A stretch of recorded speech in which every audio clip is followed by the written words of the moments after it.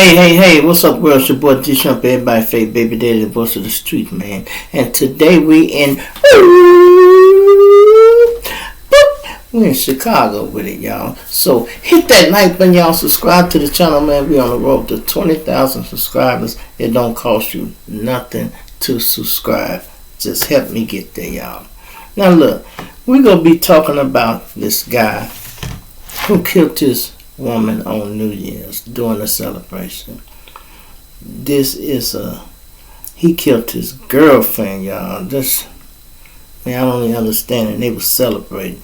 Sometimes alcohol and people getting into it, they get heated in the argument and do something to them, y'all. They just can't. Now this guy, his whole name is Reginald Freeman, and her name is Martinez Mosley. Okay, it said, a Lawndale man is charged with killing his long-term girlfriend as they celebrated the New Year with the woman's 18-year-old daughter. Earlier on January 1st, the murder of 43-year-old Martinez Mosley was the first homicide of 2025. Now, the difference is this, y'all. People were killed. They were the first people killed. That was one homicide. But he's the first person to be charged with homicide, y'all. You know, that's the difference. Because I told y'all the other day, dude, 29 years old, was the first person to get killed. And that was the first homicide. This is the first person charged with homicide. And he said the shooting allegations occurred as Freeman and Mosley's daughter were bringing in the New Year at the couple's home in the 1200 block of South Sawyer Street. Freeman and Mosley had been dating for 10 years and lived together for 2 years. During the celebration, Freeman, 38 years old, fired a gun off the back porch of their home, and Mosley's daughter squeezed off a fruit. More according to Freeman and the police records report. The couple subsequently got into a brief argument. Then Freeman went to get a second gun, the order said. When he returned, he allegedly fired several shots, striking Mosley multiple times. Police has found 11 shells and casings at the scene of the crime. And then that was consistent with the .40 caliber gun that he had in his possession. Now let me ask y'all this, y'all. What can make you kill your woman on New Year's Day? It's like people don't have, now look, it's never a good day to kill nobody, your significant other. Okay, we can say that. But even the holidays, it don't matter how many excuses you can make up to kill somebody. Just make one up not to kill somebody. You hear me? I'm going to say that again. It don't matter how many excuses you make up to kill somebody. Make up one to not kill somebody. Then somebody you love too. You've been fucking with this woman 10 years. Y'all been living together too. And the daughter able to hang around, and okay, what's the problem?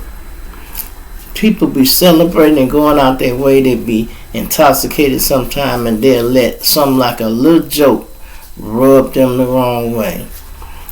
Sometimes you might be drunk and you don't even notice when you rub somebody the wrong way, because especially when it wasn't your intentions on doing that. You know, I'm pretty sure whatever was said between them two, it wasn't worth nobody dying. I know that it wasn't worth nobody dying. And now you finna throw your life away? He 43 years old. They said the little girl was she was 18. The daughter, they didn't say how old the mama was. No, they did. The mama was 43 years old. So mama 43, he 38, and the daughter 18 years old. And now she got to be a full-fledged adult. I don't know if she was the only child or not, y'all. But let's say we're not going to say the only child. If she got siblings under her, now that moves her up into being an adult. Now she got to try to take care of the family. Because most of these people, I'm pretty sure, especially a person 43, ain't got no will yet. because we don't never think we finna die. So why should we start a will? That's the last thing on our mind. And that's the last bill you want coming out of your damn check. That's the last bill. You be like, man, I'm not finna keep paying this insurance shit. I ain't finna die. I ain't finna die, man. Look, I ain't gonna die for a minute. And people think like that, y'all. You know, you always need you some insurance. Even if you don't think you need it, just get some. And try to cover yourself, y'all. Do you know who is making the most money in the city right about now, y'all? The people who own funeral homes. Yep, the funeral home mortuaries are getting rich, y'all. Some of y'all from Chicago, y'all know where Callahan Funeral Home at. It was right up there on 71st and Halsted. A little smaller place, y'all. If it was a lounge, you would call it a hole in the wall. Now they bought the other building next to it, and it's a big, it used to be a church. It used to be the Kingdom Hall or something like that, right? And it is a big, beautiful place. They bought that and still got their small place on the other side, the original building. And they study getting money. They study getting money. They used to take load money too back in the day. Well, you might go to Gatlin and pay for a funeral out there in Gatlin. It cost you $10,000. You come down to Callahan, he'll do it for $6,000 for you. And let me tell you something else that's crazy in Chicago that a lot of people don't notice or pay attention to. Whenever it's a funeral and they come up, a person tell you where the funeral at, you never have to ask for the address. All you need is to know the name of the funeral, and everybody in Chicago know where these funerals at. They either go to 71st or 101st and Halsted. Automatic, you go think, oh, I know where that's at. I know where it's at. You know, Mr. Taylor's funeral home. Then you got A.R. Lee. You know them right off the bat, automatically, y'all, because I'm pretty sure if you've been living in Chicago a few years, you go up and rent to one of these places. That's crazy. They are getting good money. If any of you young guys coming up, that's what you should take a major in, something like that. Open up your funeral home. I ain't never seen the funeral home close, y'all. Never. If it did, it was from mismanagement or they changing over something, but it ain't never closed because they ran out of business or ran out of bodies, because they making more bodies every day, y'all. They making more bodies every day, y'all. So I hope everybody had a happy new year, y'all. We settling in. Today is the 6th. Yes, today is the 6th. I hope y'all all settled in by now. You know, my brother came up here. Some of y'all seen the pictures. My brother came up here the other day. And for the ones who probably pay attention, that's his picture out there with the white people, the kids and stuff on it. That's his picture. My brother, he in the wheelchair, but he came up here to see us the other day, and we had a good time, y'all. Just sitting back there, reminiscing, talking to family. Me and him, and then my other oldest brother, Oak. We took a picture. We don't take a lot of pictures. You might can find me and Booney on quite a few pictures, but to have all three of us on, it ain't never like that too much. Last picture me, him, and Oak took, it was in the book. My brother wrote a book, y'all. He published a book about his life. It's a good book. It's called Wheelchair Warriors.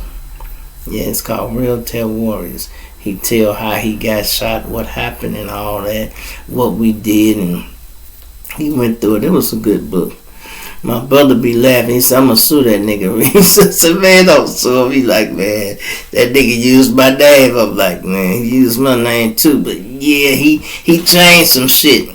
I'm like, yeah, well, he ain't going to use my name and incriminate me now. So give him more credit for that. He ain't going to do that. People don't write no book, or even if you rapping, don't be trying to sound so cool where you telling people who you done killed. And if you really have killed somebody, now all you studio gangsters, Talking about who you killed when they don't exist, fine. That's on y'all. I wouldn't advise y'all to do it, but fine, that's on y'all. I'm talking to the real people, the real rappers. If you killed a nigga last week, you should not put it on a song. You hear me? I'm going to say it again. If you killed a nigga last week, you should not put it on a song. Even like that Bobby Smurder song. My nigga Meech caught a body about a week ago. Do you know when they looked in his crew, y'all, he actually did have a nigga with that name. And guess what? The nigga had caught a body a week ago. Man, listen. When they grabbed Bobby Smurder them, who remember this? When they grabbed Bobby Smurder them, y'all, they raided the studio. Bobby that was in there laying tracks down doing what they doing. Man, they hit the place, right? Let's say it was 15 of them. 15 of these niggas. They had 20 damn guns, y'all. You hear me? 15 niggas, 20 guns. That means some nigga had 2 guns, man. And they was packing, they was about their life for real. And then they didn't try to talk about it too much. They talk about a lot of other things. But it came out, but Bobby was doing alright. I'm glad to see Bobby Smurder out of jail and doing alright too, y'all. I'm glad to see him out of jail and doing alright. And they done scared him so bad, he like, man, I'm not finna be doing nothing. You shouldn't have to do nothing when you can sit back and collect your money off this rap music and stay out these people's way. Get y'all some legal shit. Bobby Smoke, you can buy weed strings and everything. I think Chief Key did the same thing. He bought him a weed string and he got a call to line. And if anybody, I'm proud of Chief Key, y'all. I'm proud of Chief Key because when Chief Key left, y'all, he cut OTF and O Block off. Not OTF, he cut O Block off because they had crossed him and tried to break in his house. If you want to know why Chief Key left, that's what happened. They tried to break in his house. All because he didn't want to give up some bond money on getting Lil Durk out. And, you know, King Von was out. They wanted that money and he didn't never produce it. It's like he was teasing them. Man, I spent that on shoes last night, man. I got y'all. He was just spending them all the time when he could have just told them, no, I don't got it, or I don't want to do it. And that's why him and Lil Durk was never really close. They started out together. And even when they got up there, when Lil Durk caught the case for that pistol, Chief Key like, I'm not going to bond him out. And he didn't do it. I never thought I would see the day, y'all, when Lil Durk is bigger than Chief Key. You hear me? I never thought I would see that day. But Lil Durk then ran through his little situation and he at a wall. And guess what? Chief Key still cruising. Still cruising. See, when you not doing a bunch of criminal activity, you ain't really talking about it. Y'all just lay back, relax, living life. You can skate through for a long time. A long time. Chief Key ain't ran into no problems. Maybe a few. But, you know, not no case or nothing like that. You know, so I'm glad to see some people do it right, y'all. Some people do it right. Because with all the money the black folks have right now, all the money we have accumulated from rap, y'all, to YouTube influencers, you got athletes, you got actors, people doing all kind of shit, y'all. You would think our race would be stronger. With all this money floating around, you think we ought to be able to build our own schools. You walking around with $1 million on your neck, how much you think it costs to build a school in your community? And hire better teachers. How much you think that'll be? You can probably get it done for about $400,000, something like that. You got $1 million on your neck. That's the shit you're supposed to be doing, donating back to your city like that. Man, I'm gonna build a good park, a amusement park or something. Talk to the park district and see if they'll let you put a carnival in this park permanently with rides and things on it. And he probably like, yeah, if you go pay for it, or we got to get the permit. Yeah. You know, that's how we supposed to be trying to do, man. That's why I can't wait to get my money. Longer I am growing, y'all. I'm glad to see my business moving like it is, so I can put my feet up in a minute. I didn't work yesterday, y'all. I took off, and the day before that, I didn't come on. You know, sometimes you need to take a breather, y'all. Because things get overwhelming sometimes, and, you know, trying to find stories that are relevant, not only to you, to me.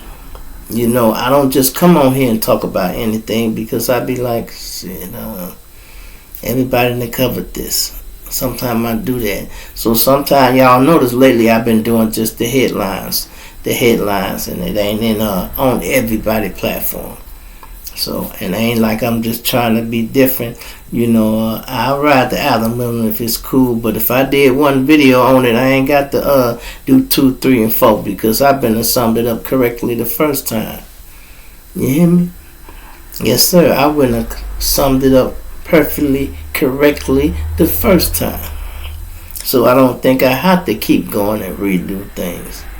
You know, and for some of y'all who just started the channel, just go through all my channels, man. You'll be cracking up. You go see the background change. You'll be able to see growth as it goes. So I remember he did this, that.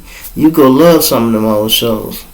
You know, I like a lot of them shows, man, I have did. I just never cared to try to redo them. Because sometimes you can do something so good the first time, and you really don't want to mess it up, you know.